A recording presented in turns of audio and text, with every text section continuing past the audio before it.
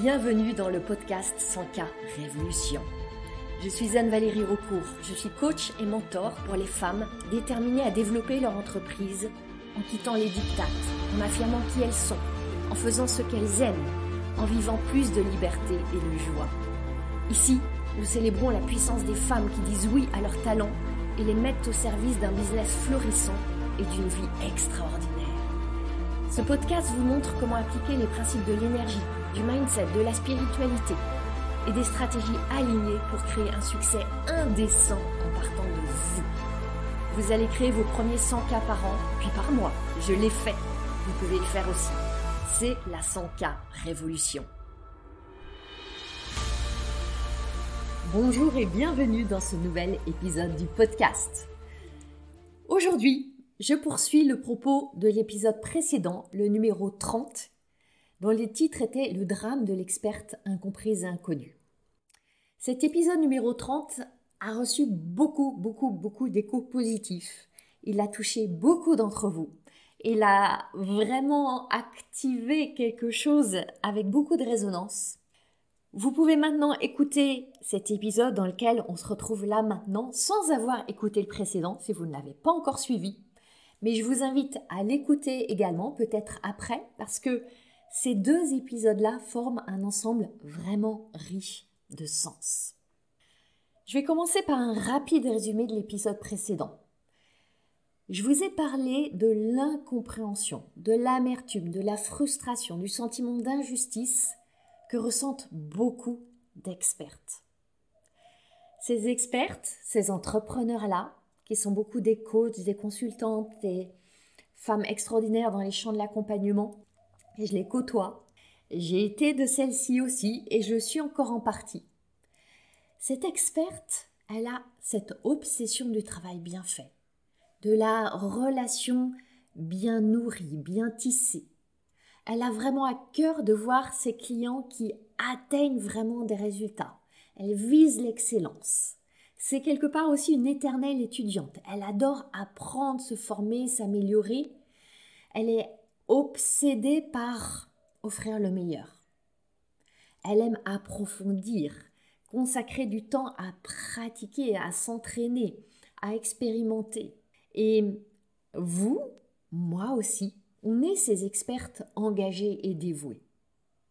Ce qu'on voit, c'est que la grande majorité des vraies expertes restent inconnues ou semi-inconnues, en tout cas vraiment tapis dans l'ombre. Et en même temps, dans la lumière, il y a un certain nombre d'entrepreneurs, d'influenceurs, d'influenceuses qui ne sont pas tous ce que j'appellerais des vrais experts. Ce que j'entends par là, c'est que c'est des personnes qui sont extrêmement douées avec les réseaux sociaux, qui sont très talentueuses à briller, qui maîtrisent très bien certaines tactiques d'influence ou de manipulation, mais dont, parfois, la solidité de l'expertise n'est pas à la hauteur de cette grande notoriété de façade.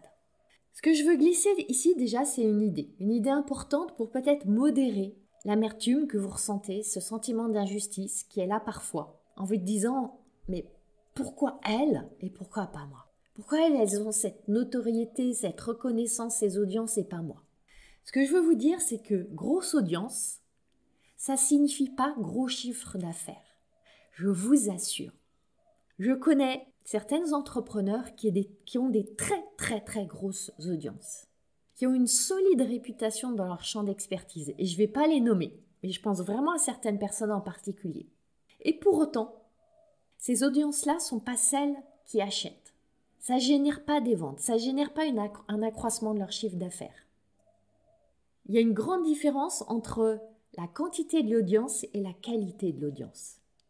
Et quand je parle qualité, je parle évidemment pas de qualité des êtres humains, mais je parle de qualité en termes d'alignement avec les offres que vous souhaitez proposer et vendre. Donc si ce n'est pas la taille de votre audience qui compte, qu'est-ce que c'est ? Et là, je vais vous proposer deux autres considérations. La première, c'est qui est dans votre audience ? Est-ce que ce sont vraiment les personnes qui sont vos clients de rêve, vos clients de cœur, vos clients d'âme ? Est-ce que ce sont des personnes qui sont un jour prêtes à acheter ? Est-ce que ce sont des personnes qui disposent de l'argent ? Et la deuxième question, c'est quelle relation vous avez avec elles ? Et quand je parle de relations, il y a deux branches. Comment est-ce que ces personnes vous voient et comment est-ce que vous les voyez? Et ces deux perspectives-là sont tout aussi importantes. Maintenant, revenons à cette question. Si vous excellez tellement dans ce que vous faites, pourquoi est-ce que vous êtes si peu connu? On peut dire que oui, vous êtes reconnu par vos clients. Et pour autant, vous, et moi avec vous, je vais dire nous, on ne peut pas se vanter d'avoir des dizaines de milliers de clients. Peut-être que c'est le cas pour certains d'entre vous, pas la majorité je pense.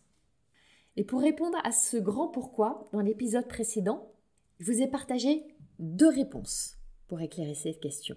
Je vais les rebalayer rapidement. La première, c'est que l'expertise est très peu valorisée aujourd'hui.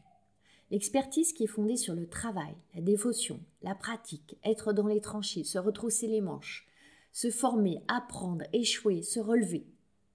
Ça, c'est de moins en moins valorisé de nos jours. Et ça, c'est un conditionnement culturel. Il faut admettre qu'on ne peut pas y faire grand-chose. On va difficilement lutter contre une culture ambiante. Sauf à vouloir jouer le jeu des influenceurs, influenceuses qui surfent sur leur storytelling, sur leur branding fort, et j'ai développé tout ça dans l'épisode précédent. Mais la plupart des expertes ne sont pas prêtes à ça. Elles ne veulent pas se contorsionner pour ça. Et vous n'avez pas à vous forcer à faire des choses qui ne sont pas alignées avec qui vous êtes. Surtout pas. Ce qu'on voit, c'est que les expertes, elles sont expertes à plein de choses, mais elles ne sont pas expertes à communiquer sur la valeur qu'elles apportent. Je parle plus spécifiquement souvent à des femmes coachs, consultantes, créatives. Elles sont humbles, elles sont discrètes, elles sont modestes, elles n'aiment pas se mettre en avant. Elles veulent être reconnues, absolument, mais pour leur expertise, pas pour l'étalage de leur vie. Elles veulent faire du bon travail. Elles ne sont pas à l'aise avec l'idée de faire du bon marketing. Elles adorent parler de leurs solutions, de comment elles font, de leur approche. Mais elles oublient que la personne en face, elle n'a pas cure de tout ça. Elle est centrée sur son problème, sa douleur, sa vie d'aujourd'hui qui n'est pas comme elle voudrait, son grand rêve. Et en plus, ça les pique fort. Elles n'aiment pas, elles sont agacées de voir les stars de leur marché qui font des fausses promesses, qui vendent des solutions miracles, des pilules magiques. Parce que franchement, quand on est experte, on sait que c'est tellement plus subtil, plus nuancé, plus délicat, que chaque humain est différent, qu'il n'y a pas une recette clé en main pour tout le monde.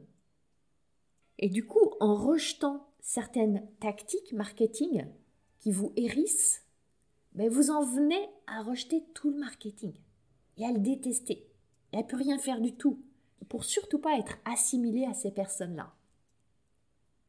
La deuxième raison pour laquelle les expertes restent souvent dans l'ombre, que j'ai évoquée dans l'épisode numéro 30, c'est que les expertes, elles n'aiment pas se mettre en avant. Elles n'aiment pas se faire mousser. Ou ce qu'elles interprètent comme se mettre en avant et se faire mousser. Et dans ce monde où il y a une forme de glorification, du storytelling, du branding, de l'émotionnel, les vrais experts, elles se sentent démunies. Elles n'ont pas d'histoire où on sort les mouchoirs à raconter. Ou peut-être qu'elles en ont une, mais elles ne veulent pas faire étalage de ça. Elles veulent être connues pour leur talent extraordinaire à transformer des vies, à être en lien avec des personnes qui sont tellement différentes après les avoir rencontrées. Aller dans des entreprises où elles ont la capacité à transformer le quotidien des salariés. Elles veulent être reconnues pour ça. Et pour elles, leur histoire qui compte, elle est imprégnée de leur passion, de leurs apprentissages, de leur découverte, de leur curiosité. Seulement, ça, c'est pas super vendeur. Néanmoins, c'est là que réside le pouvoir de l'experte. Sur cette seconde raison. Sur cette idée que vous allez pouvoir, oui, vous rendre visible, afin de rendre votre travail visible aux personnes pour qui ça va être important. Maintenant vient la question, comment faire ? Et bien sûr, je vais vous offrir mes pistes de réponse à cette grande question. Autrement dit, comment être entendu? Comment être vu? Comment être choisi? Ça commence par croire qu'il y a une autre manière de faire dans cet espace du web qui est encombré, c'est vrai, de fausses promesses et de beaucoup de bruit. Parce que si vous n'avez pas d'espoir, si vous n'avez pas la croyance qu'il y a une autre voie possible, ça va être compliqué de passer à l'action. Quand on regarde de près, tout activisme part d'un constat que quelque chose ne va pas et en même temps du postulat qu'il y a une autre voie possible. Et ensuite, ce que ça va nécessiter, c'est d'entrer en rébellion. Quand un certain mouvement est devenu une tendance qui a pris beaucoup de place dans l'espace, en même temps, il y a toujours une place pour la naissance d'un contre-mouvement. Et moi, je vois toute cette masse immense des expertes invisibles comme celles qui sont appelées à se lever. Ça ne veut pas dire aller faire du bruit, du tapage. Ça veut dire, et c'est ce que je fais de plus en plus, qu'il y a tellement de fadaises exprimées, tellement de bruit inutile. Parce que ces expertes-là, elles ont la connaissance, elles ont les preuves, elles ont une vision percutante, elles ont une faculté de discernement et d'expression. Seulement, il s'agit d'arrêter de se faire toute petite. Il s'agit d'oser exprimer votre vérité. Et peut-être que vous n'avez pas des histoires à faire sortir les mouchoirs à raconter, mais je suis certaine que vous avez d'autres histoires. Je vais faire un parallèle avec la télé. Je ne sais pas si vous êtes comme moi, mais moi je suis assez atterrée de voir la pauvreté, l'aridité des émissions qui sont diffusées. Alors d'ailleurs, pour tout vous dire, je ne regarde plus du tout la télé. Néanmoins, je sais à peu près ce qui s'y passe, et même quand je regardais il y a encore 3 ans, c'est le constat que je faisais et je pense que ça ne s'est pas arrangé. Ce que j'observe, c'est qu'on part du postulat que les gens sont stupides et qu'ils veulent des émissions stupides et insipides. Et évidemment, plus on leur en sert, plus ils en veulent. Et c'est très malin parce qu'on joue avec les leviers du cerveau qui veut du plaisir immédiat, qui veut de la facilité, qui veut son petit shoot de dopamine et qui va en redemander parce que c'est addictif. Il va redemander de la stupidité et on va lui redonner de la stupidité et on rend les gens stupides. En face de ça, heureusement, je reste une optimiste indécrottable. Et je crois qu'il y a toujours des gens qui sont intelligents, qui ont soif de contenu de valeur, qui ont envie de s'élever, qui veulent des propositions qui stimulent leurs neurones, qui veulent des messages qui vont nourrir et élever leur esprit.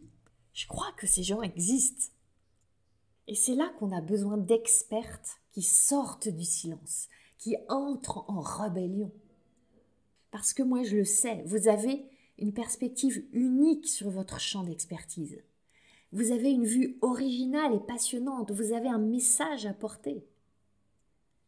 Surtout, vous avez aussi des personnes qui veulent cette vision fraîche, neuve, stimulante, nourrissante. Ça va nécessiter de dépasser certains obstacles de l'expert. Je peux citer par exemple ce problème de l'expert qui veut surtout pas être assimilé au pseudo-expert.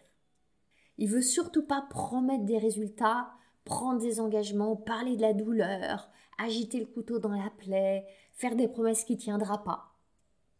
Il veut surtout pas tomber dans cette assimilation à ces pratiques qu'il rejette. Et ça le bloque.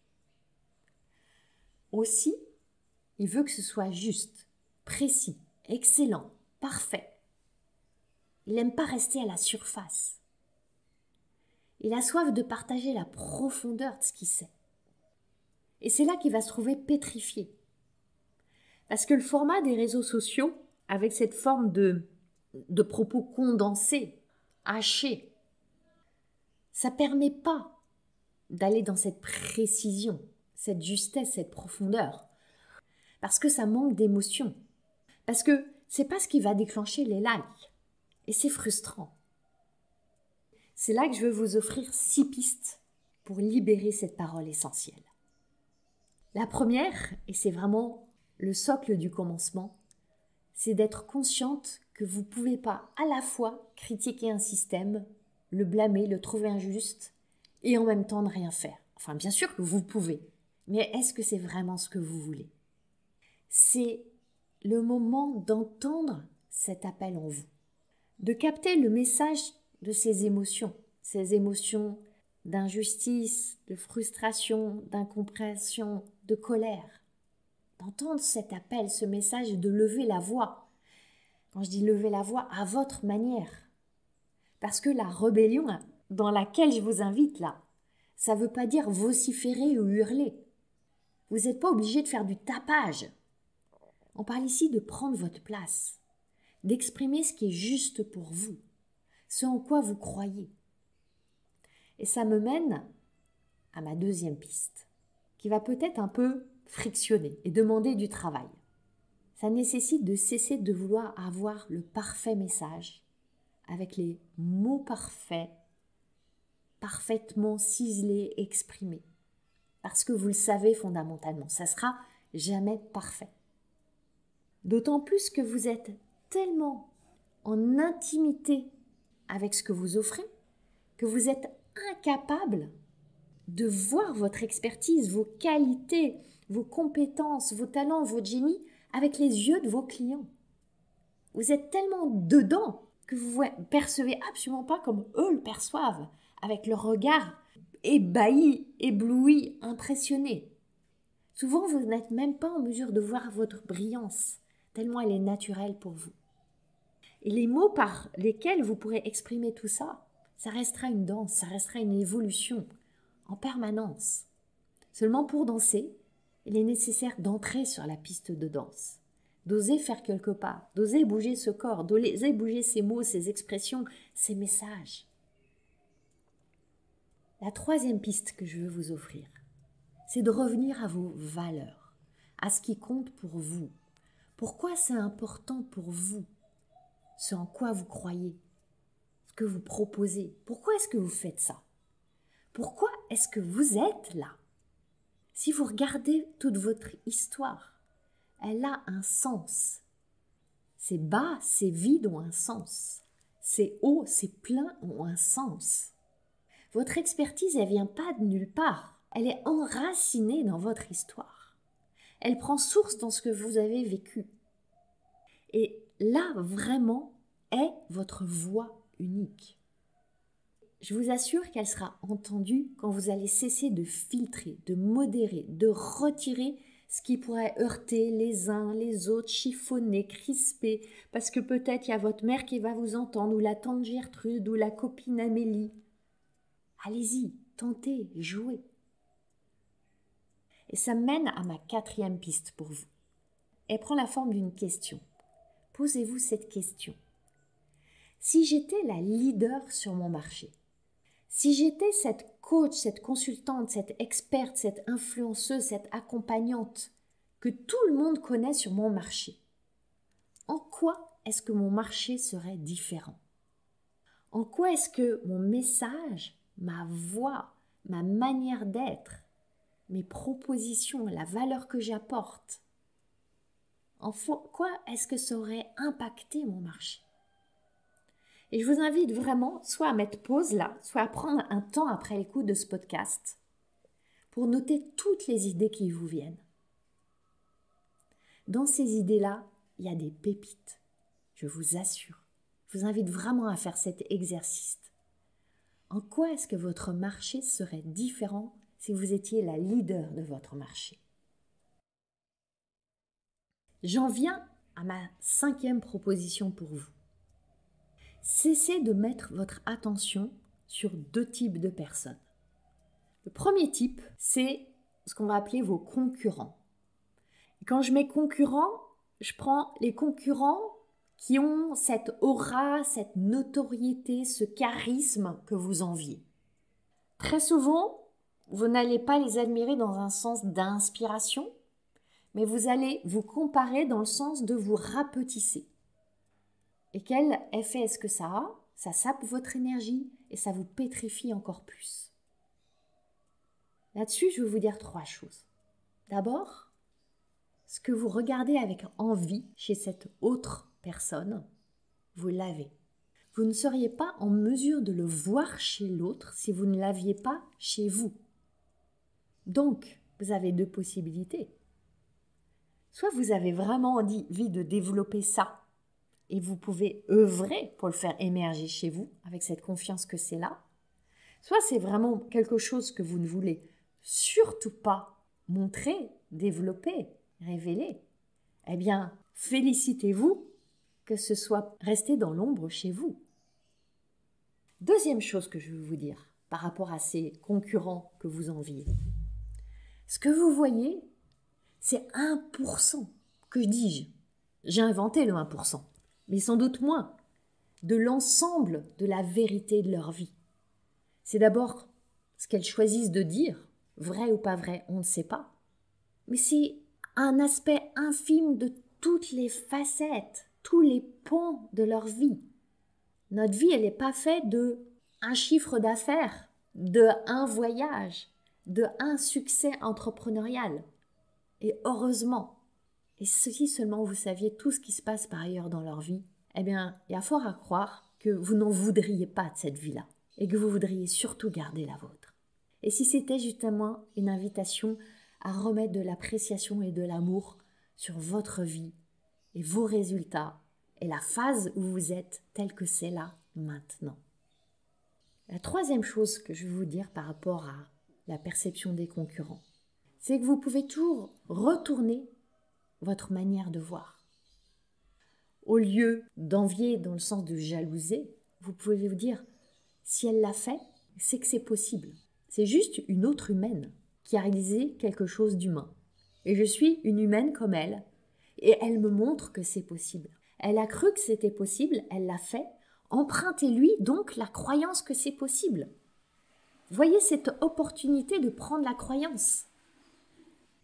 Et je vous ai parlé de 2 types de personnes sur lesquelles je vous recommande de cesser de mettre votre attention. La première, c'était les concurrents. La deuxième, c'est toutes ces personnes qui ne seront jamais vos clients. Et là, il y en a de différents types. Il y a celles qui critiquent. Il y a celles qui sont neutres, qui ne se reconnaissent pas, ça ne leur parle pas. Il y a celles qui peut-être pensent des choses sur vous négatives sans oser les dire. Et aussi celles qui parfois vous agacent parce qu'elles profitent de tous vos contenus gratuits sans jamais acheter. Il y en a plein d'autres encore. Devinez dans quelle énergie vous vous montrez quand vous pensez seulement à eux.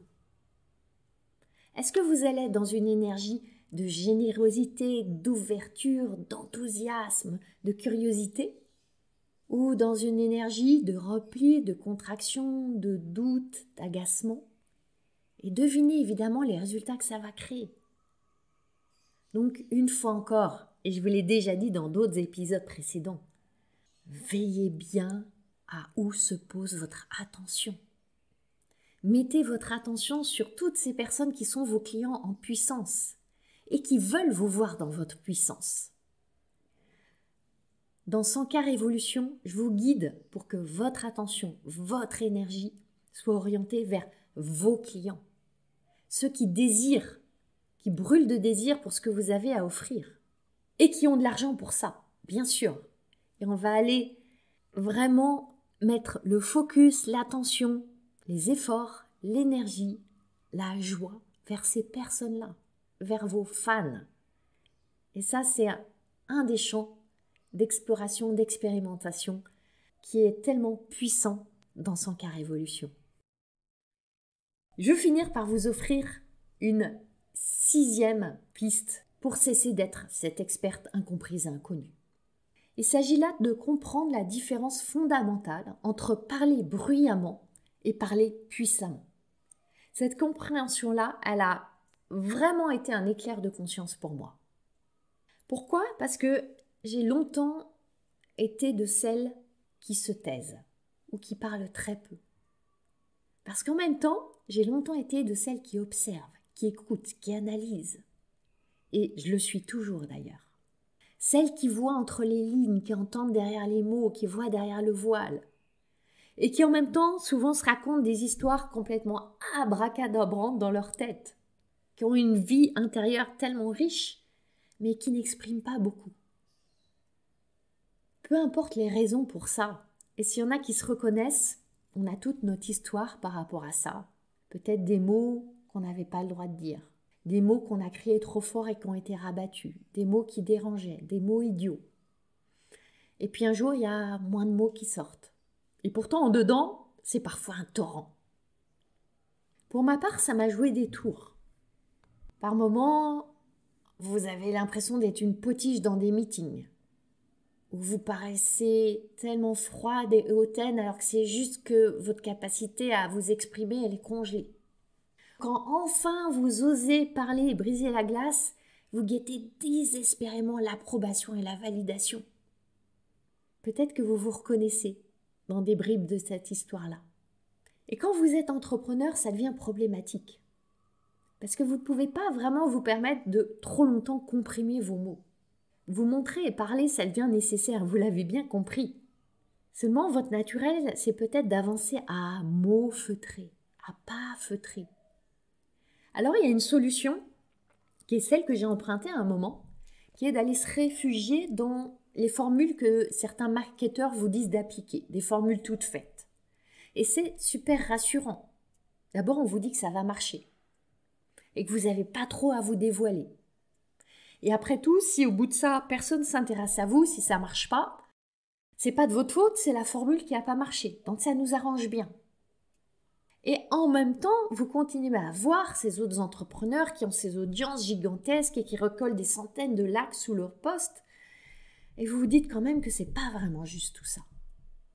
Et assurément, pour autant, faire du bruit comme ça, faire tout ce tapage, c'est pas vous. Et c'est pas moi. Jusqu'au jour où vous découvrez une chose. Et cette chose, elle a vraiment tout changé pour moi. Cette chose, c'est cette différence entre parler bruyamment et parler puissamment. Parler bruyamment, qu'est-ce que c'est pour moi? C'est étaler des faits de gloire, des chiffres mirobolants, des succès éclatants, des mots ronflants que souvent on ne comprend même pas tellement c'est du charabia. C'est s'exhiber en dansant, en sautant, en criant, en faisant des réels que moi je n'ai pas envie de faire. Face à ça, parler puissamment, c'est parler en partant de qui vous êtes, de là où vous êtes, en partant d'un principe fondamental, qui est que ce que vous pensez, ressentez, croyez, voyez, vivez, a de la valeur. Pourquoi? Simplement parce que ce sont vos créations uniques qui émanent de vous. Je croyais devoir parler bruyamment pour me faire remarquer et devenir remarquable. Et j'ai découvert que parler puissamment, c'est tellement plus facile. Ça nécessite une permission, celle de laisser vos mots jouer leur magie. Et c'est fondamentalement ce qu'on va faire ensemble dans 100K Révolution. Avec ces cycles-là, vous avez vraiment le pouvoir de tout changer.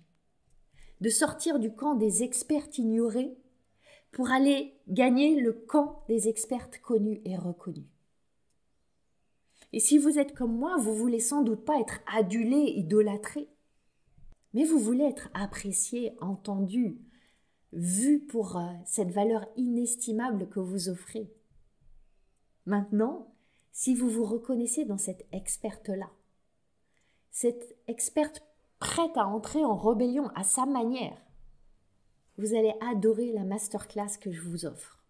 C'est mardi prochain, le 14 février à 10h. Je veux vraiment vous guider dans le droit fil de ce podcast pour devenir la meilleure porte-parole de votre offre, sans marketing qui vous torture, sans vente qui est non alignée, non éthique pour vous. C'est ça qu'on va faire ensemble. Le lien pour vous inscrire à la masterclass, il est dans les notes du podcast, sur mon site, mes réseaux sociaux. Vous pouvez aussi me contacter par mail en message privé et je serai ravie de vous le renvoyer. Parce que c'est pas juste pour notre plaisir, c'est parce que vos clients vous attendent. Et si vous ne vous mettez pas en lumière, eh bien, ils pourraient bien aller chez certaines célébrités. Parce qu'elles n'hésitent pas à briller. C'est à vous de faire ce pas, d'allumer votre lumière Et tout ça, c'est vraiment au cœur de 100K Révolution. C'est mon accompagnement pour les expertes dont l'expertise reste le secret le mieux gardé du monde. Il est temps de révéler ce secret. 100K Révolution arrive, tout bientôt, restez aux aguets. Et je vous souhaite une magnifique suite de semaine. À très bientôt! Vous avez aimé ce podcast? Vous pouvez aider d'autres entrepreneurs à le découvrir. C'est très simple. Vous laissez une note et un commentaire sur votre plateforme d'écoute préférée. Vous pouvez aussi partager le visuel ou une capture écran en me taguant sur vos réseaux sociaux. Un immense merci.